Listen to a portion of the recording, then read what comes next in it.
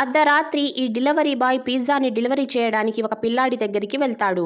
Pizza ఇచ్చేశాక ఆ పిల్లాడి దగ్గర డబ్బులు తీసుకుని తను మళ్ళీ షాప్కి వచ్చి తన ఓనర్ కి డబ్బులు తీసి ఇస్తే అవి డబ్బు కాకుండా ఒక పేపర్ లాగా మారిపోయి ఉంటాయి. ఇది చూసిన ఆ ఓనర్ డెలివరీ బాయ్ పైన చాలా కోప్పడుతుంది. దాంతో మరుసటి రోజు ఇతను అదే అడ్రస్ కి వెళ్లి డబ్బులు తీసుకోవాలని వెళ్తాడు. కానీ అక్కడ ఏ ఇల్లు ఉండదు. అక్కడ ఒక పాతబడ్డ ఇల్లు మాత్రమే ఉంటుంది. దాంతో అక్కడ నుంచి వెళ్తున్న ఒక మహిళని ఇతను అడిగితే ఇక్కడ చాలా సంవత్సరాల నుంచి ఎవ్వరూ లేరు, ఈ ఇల్లు ఇలాగే పాతబడి ఉంది అని చెప్తుంది. మరుసటి రోజు అదే అడ్రస్ నుంచి పిజ్జా ఆర్డర్ వస్తుంది.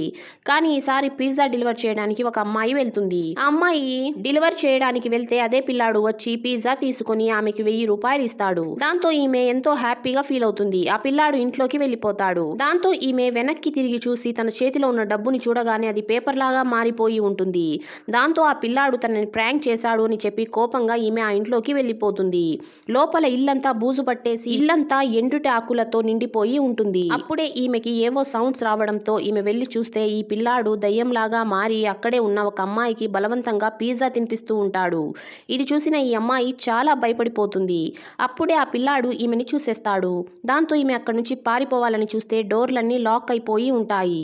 యాక్చువల్లీ ఈ పిల్లాడికి ఒకసారి పిజ్జా కొనివ్వలేదని ఇతను కోపంలో కాలు జారి కింద పడి చనిపోయి ఉంటాడు.